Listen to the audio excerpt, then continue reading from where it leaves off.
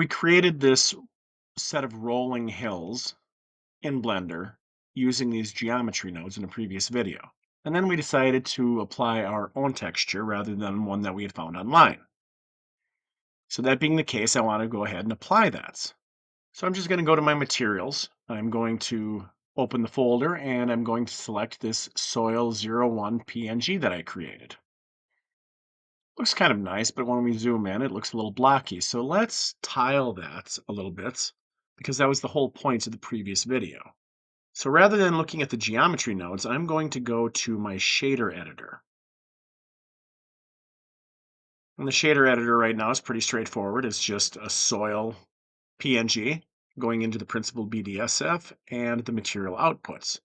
What I'd like to do now is I think I'm going to go ahead and I'm going to add a texture coordinates. So down here in this area, I'm going to just Shift A.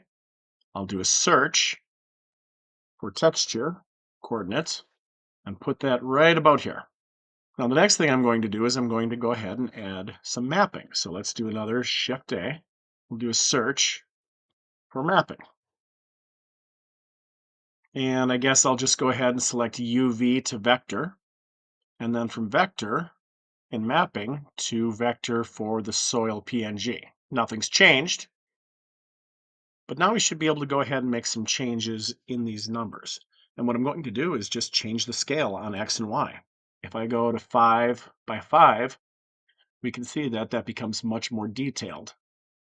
I think for my purposes, I'll go 10 by 10. And that looks kind of nice. So I think I'll stick with that. I will probably put a version of this project in my Patreon, link below, and move on to the next thing that I'd like to do.